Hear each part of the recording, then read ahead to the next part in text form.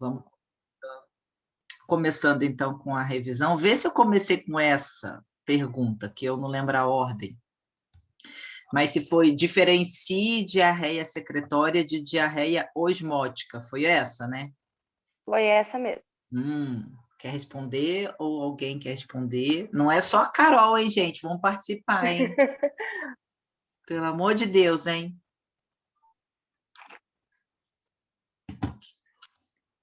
Ó, sim. Eu coloquei. Peraí, deixa eu. Aí, Tô maravilhosa, nossa, né? Carol, tudo bem? Tudo bem, professora? Como você está? Pois é, com frio. Eu não suporto frio. Nossa. Eu já abri Ó, a eu escrevi. temporada de usar 2 meias, tá bom? Eu uso 2 calças, que é muito necessário. Eu tenho muito frio. Eu tenho muito frio também.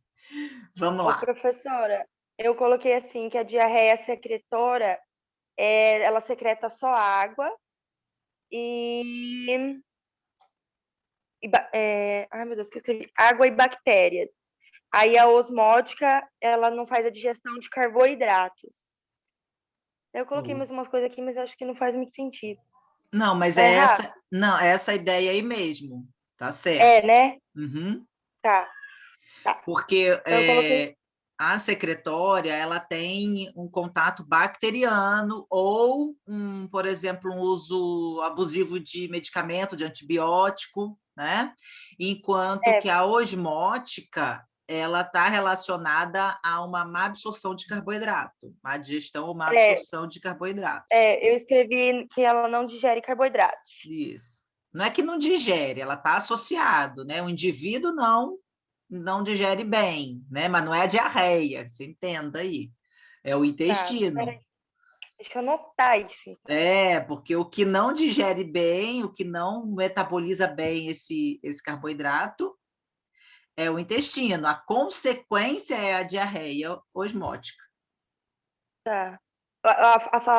A não digestão do carboidrato que leva à diarreia, né? Isso aí. Alguém colocou diferente, quer ver se está ok, mas a ideia tem que ser essa aí. Porque eu pedi para diferenciar, né? Se fosse para falar, né, o que elas de semelhança entre elas, aí vocês tinham que falar essa questão do contato maior de água, né, da maior secreção de água, por exemplo, né? E que não causam lesão na mucosa, elas não têm lesão grave na mucosa, né? Não tem pus, não tem sangue, mas eu pedi para ver a diferença. Vamos para 2? A 2 eu falei que era de esquema, então, ou seja, você tem que fazer um tracinho, alguma Não, coisa. professora. Essa de esquematizar é a 3. É a 3, então vamos na ordem. A 2 é quais são as fases da Da encefalopatia. Já Isso. achei. É porque eu tirei algumas questões que a gente já trabalhou. Então, Uhum. quais as fases da encefalopatia hepática? Olha, essa eu fiquei um pouco confusa. Alguém quer ajudar a Porque eu coloquei. Carol? Cadê você, Ju? Que sempre liga a câmera. Ô, Ju! Ô, Ju, vem. Ô, Ju! Bel, Oi. Niele, ajudem a Carol. Professora, eu não estava na aula passada. Claro que isso não justifica, porque eu deveria ter assistido a aula, mas eu não assisti. Pois é. Temos que Nem tava assistir. Eu nem estava sabendo das questões, porque eu não fiz minha tarefa de casa de assistir a aula. Pois é. Corre Ô, e pega as professora, apostilas. As apostilas estão com vocês? Isso já é um passo. Preciso que esteja sempre com o material perto aí. Porque eu mostrei um slide que mostrava bem as fases. não é aquela, tipo, os falsos Não, não, neurotransmissores, não não. é isso? Não, isso são as possíveis causas. As possíveis hipóteses, né? Isso aí, É isso por isso que aí, eu me. os falsos neurotransmissores, a concentração de mercaptanos que gera, né? Então, isso aí são É, as Possíveis hipóteses que levam à encefalopatia hepática. Mas agora, o que eu estou perguntando? Confundi. Ih, você confundiu. Eu coloquei errado. O indivíduo que já tem encefalopatia, ele desenvolve algumas fases. Vou até mostrar aqui, vou pegar no slide para mostrar a figura para vocês. Fica mais fácil.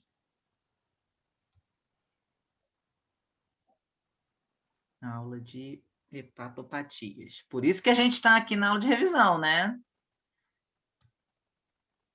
Para tirar a dúvida. Eu acho que é porque eu anoto muita coisa. Mas eu acho bom anotar, porque na hora que a gente estuda, a gente anota com as nossas palavras e faz mais sentido, né?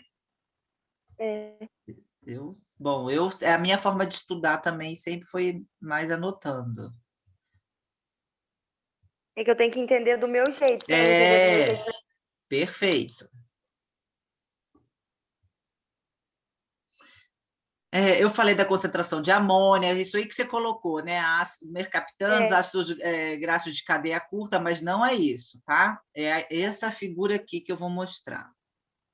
eu coloquei errado mesmo. Uhum. Você botou até o mais difícil, para te falar bem a verdade. É a minha cara, né? A sua cara, eu ia comentar, mas não quis, né? Mas já que você Eu falou... gosto de deixar a coisa complicada, senão não sou eu. Tipo, não deve ser só isso que a professora está perguntando, deve ser mais difícil que isso. Ó, esse aqui foi o que eu pedi. As fases, tá? Então, são alguns estágios que nós temos. São 4 estágios. Então, no primeiro estágio, o que a gente tem aqui? O paciente está de que jeito? Cadê? No primeiro? Esse aqui? Esse aqui, ó, primeiro.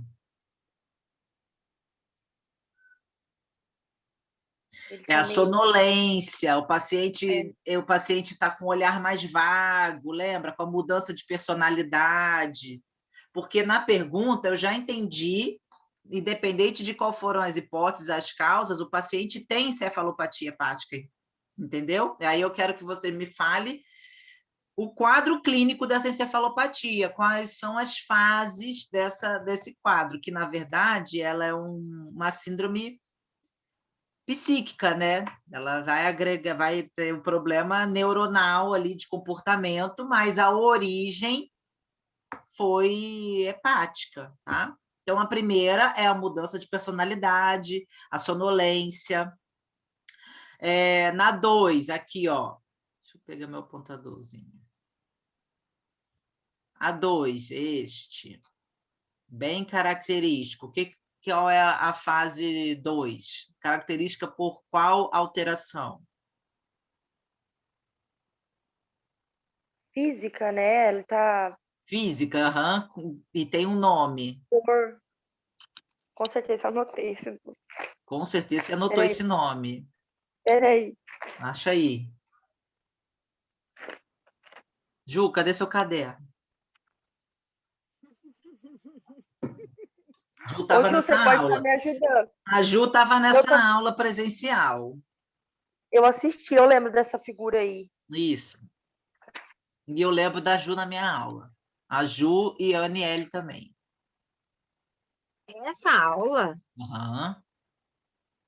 Tá, eu escrevi aqui. Encefalopatia hepática, síndrome neuropsiquiátrica. Isso. Cirrose e hepatopatias agudas, comprometimento funcional do físico. Nossa, professor, eu escrevi tanta coisa aqui. Então, nessa segunda fase, o que esse paciente está fazendo? Ele está tendo contraturas musculares, que até eu falei que tem uns movimentos involuntários com um certo nome. Nem lembra desse nome? Não. Flapping. Eu não lembro disso. Flapping, ó, aqui, ó. Das contraturas musculares, tá? Então, esse movimento, que acomete muito membros inferiores ou superiores, é um movimento involuntário. O paciente tem essa contratura, ele tem esse movimento sem ele querer, né? É involuntário, tá? É bem peculiar essa contração muscular involuntária do quadro de encefalopatia hepática. Então, quando é um comprometimento, né, assim, desses membros, né, a gente chama de flapping. O estágio 3, o que está acontecendo aqui? Isso é fácil. Nossa, ele tá agredindo o homem, tá nervoso, Isso. e fica É mais isso? agressivo, mudança de... Agressividade, isso aí. Então, agressividade, é histeria, tá? Alteração de comportamento. Por que que isso acontece? É excesso de amônia, lembram? O excesso de amônia chegando, atravessando a barreira hematocefálica. Sim. Tá? Então, aqui a 3 é a agressividade e a histeria e a alteração de comportamento, que dá também muita alteração de memória, esquecimento, tá? E o 4, o que está ocorrendo aqui? Já tá paralisado? Não, mas pode chegar a isso. Pode chegar ao coma, né? No caso, não é uma paralisia, né? Pode levar ao coma, mas o que está ocorrendo aqui nessa fase do coma? Ai, não sei, professora. Por que o médico está próximo aqui? O que ele está querendo observar?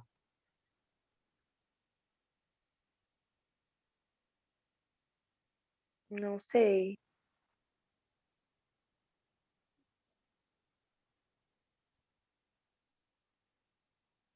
Aqui, eles estão fazendo aquele negocinho de passar no pé, não é? Ah, tá aqui, né?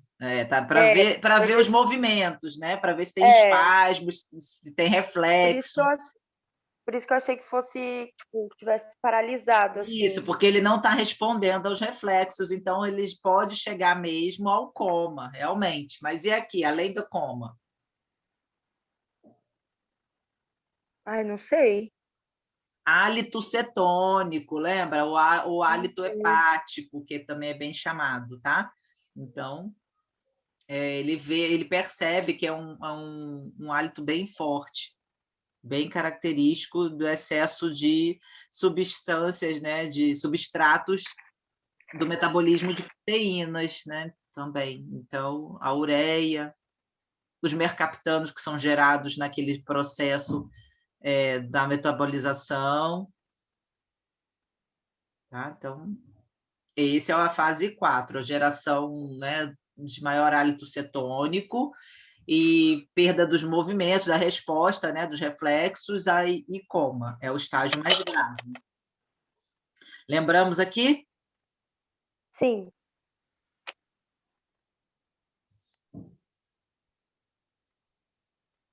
Então, Nossa, meu cabelo tá esquisito. essa foi a segunda, e a terceira foi esquematizar, né? Isso. Que eu falei, nossa, que questão linda essa questão. Esquematize É. como a doença hepática pode levar à doença renal. Tá. Então, não é para me escrever uma resposta muito linda. Isso que me dói, às vezes, na prova, assim, dói o meu coração, que às vezes você acertam numa resposta não está errada, só que eu não pedi isso. Eu pedi, por exemplo, se eu pedir para desenhar, é para desenhar. Se eu pedir para esquematizar, é para esquematizar. Se eu pedir para citar, é citar. Entendeu? Nesse caso, para dificultar um pouco, né? Mentira, não é para dificultar, é para mudar um pouco a dinâmica, para vocês raciocinarem de outra forma, saírem um pouquinho dessa caixinha. Eu pedi para formar um esquema. Então, se é um esquema, tem que ter alguma seta, tem que ter alguma coisa. Não é uma O meu, resposta direta. o meu tem várias setas. Ih, adoro. Fisiopatologia tem várias setas, né? Vocês viram. E a É, gente tem vários esquemas. E o que eu falo tem sempre? Não adianta decorar, tem que entender. Então, eu quero perceber isso, quero perceber que você entendeu.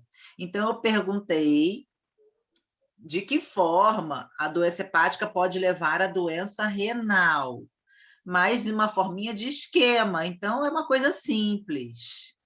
Como que vocês colocaram? Ou colocariam? Eu coloquei assim, que o indivíduo ele vai perdendo a capacidade de filtração dos glomérulos. Daí eu coloquei uma flechinha, daí escrevi assim, a taxa de filtração ela vai ficar indo, porque as substâncias que eram para elas ser filtradas e reabsorvidas, elas vão, o ciclo não continua, daí ele sai tudo na urina, a proteína, a glicose, as hemácias. Daí eu coloquei dessa forma, só que com flechinhas. Ótimo, mas é isso aí mesmo. Então, como cai a taxa de filtração glomerular, né, a doença hepática ela vai levar uma sobrecarga no rim, não é isso? O Sim, rim vai se porque daí tornar sobrecarregado uma vez que o fígado não está trabalhando bem. Então, todas essas substâncias tóxicas. Lembra que o fígado ele tem que transformar substâncias tóxicas em substâncias inertes? sim. Né? Então, para a gente entender o começo da história, né? O fígado ele tem que detoxificar as substâncias consideradas tóxicas e transformá-las em substâncias inertes, ou seja, não mais tóxicas para mim. Só que é um fígado que está sobrecarregado, né? Está ficando doente de algum processo crônico. Ou o indivíduo é etilista, ou ele come muito mal, né? Tem uma ingestão alimentar muito alta em gorduras, por exemplo, ou ele tem um comprometimento pancreático que pode prejudicar a árvore biliar e prejudicar o fígado, ou ele tem um consumo indiscriminado de medicamentos e drogas, certo? Então, ele está sobrecarregando esse fígado. E aí, o fígado sobrecarregado vai gerar, então, trabalho para quem? Quem que vai ter que fazer depurar essas outras substâncias? Sobrou para quem? Para o O rim. rim. Isso. Então, pensando nisso, né, entendendo isso, a gente pode colocar que a doença hepática, se vocês quiserem colocar assim, né, uma flechinha, né, uma setinha, gera sobrecarga no rim, não é isso? Aí, outra setinha, diminui a filtração glomerular, né? Porque o fígado deixou o trabalho todo para o rim não está dando conta, certo? E isso leva, então, a uma insuficiência renal, tá?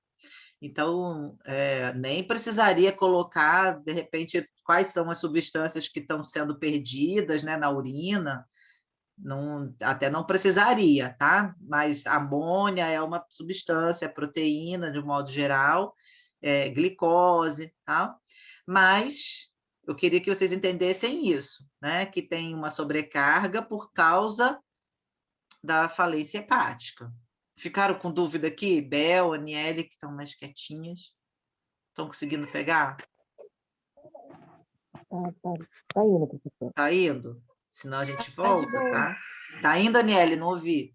Tá sim. Tá? Porque a ideia hoje é tirar dúvida. Se vocês falarem não tenho dúvida, eu vou ficar super acreditando e esperar um 10 semana que vem. Então, a cara da Carol é demais. Então, tirem as dúvidas, não deixa passar.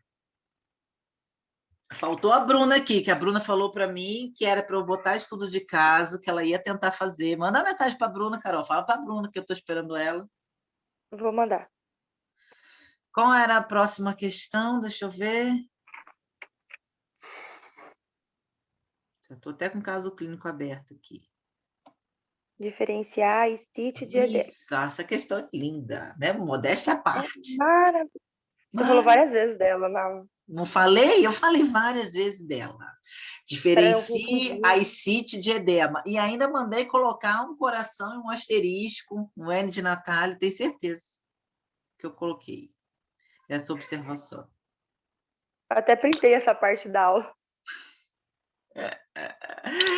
Então, vamos lá. Diferencie a ascite de edema. O que é ascite para a gente entender? Tudo tem acúmulo de água, não é isso?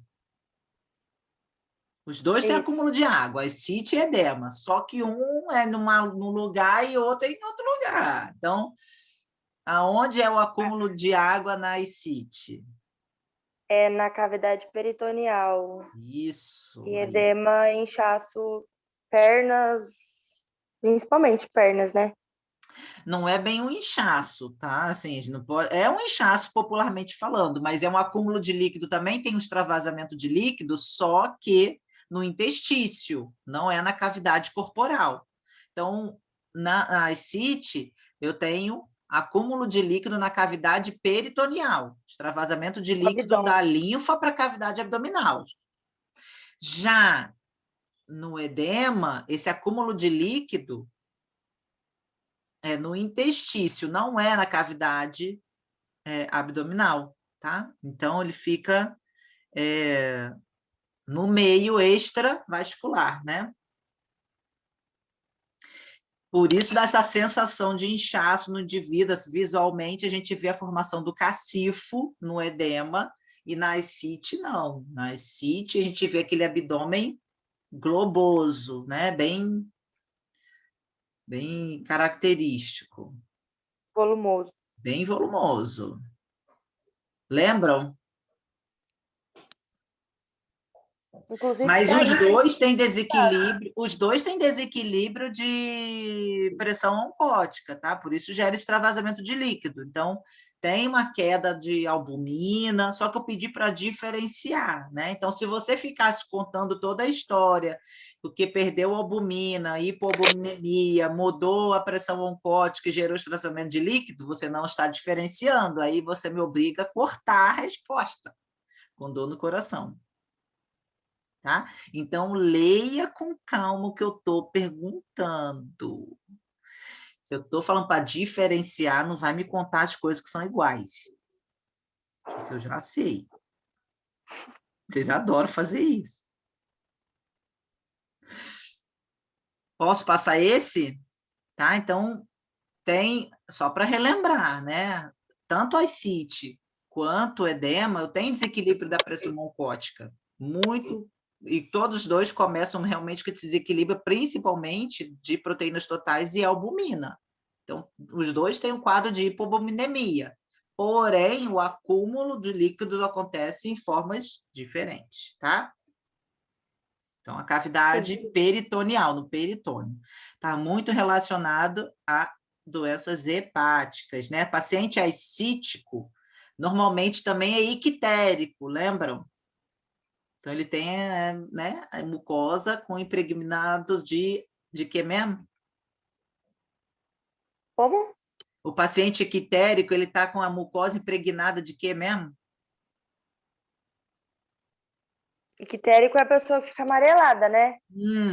Mas que você agora é uma menina do 5º semestre, não escreve mais amarelado, né? Não escreve, né? Você agora é diferenciada do 5º semestre, amarelado só até o 3º, né? Do 4º para frente não pode escrever isso aí, não. É verdade. Diferenciado, já fizeram avaliação nutricional, certo? Já sabe que é paciente com essa coisa é chamado de ictérico. Bilirrubina, professora? Fala de novo. Bilirrubina? Isso, bilirrubina, muito bem. Impregnados de bilirrubina que não foram conjugadas adequadamente. Já estou aqui recapitulando outra coisa. Pegando um gancho para uma coisa e já lembrando outra, né? Porque todo mundo tem bilirrubina, certo?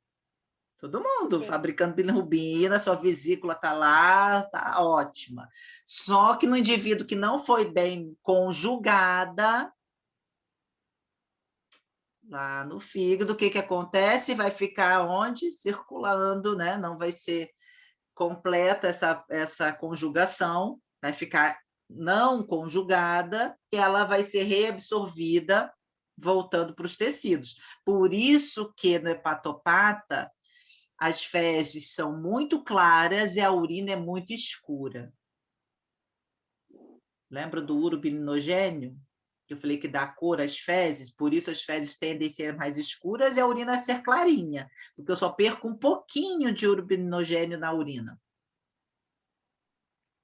No hepatopata, isso não ocorre. O metabolismo de bilirrubina não se conjuga, então acaba que esse ciclo não se completa e essa reabsorção não ocorre. Então, o paciente está perdendo todo o urobilinogênio e aí ele tem fezes muito claras, com deficiência e de dificuldade de absorção de gorduras, então é comum ter fezes gordurosas, né? E a urina muito escura. Lembram desse quadro? Deixa eu botar. Aquela bilirrubina indireta, não é? Isso, não foi conjugado, indireto. Perfeito. Ela não está pronta. Uhum. Isso aí, deixa eu mostrar a figura. Não sei por que eu fechei. Ela estava aqui. Ela não... eu anotei isso. Uhum. Produção de sais biliares, onde eles se degradam por bactérias intestinais, formando a urobilogênio, que vai gerar a cor. Urobilinogênio, isso, vai gerar a cor. Então, deixa eu mostrar aqui. O slide que eu quero mostrar. A maior parte vai sair nas fezes, né, professora? Normalmente, sim. No indivíduo hepatopata, não. Entendeu? Uhum. Aí, ao contrário, eles têm fezes muito claras.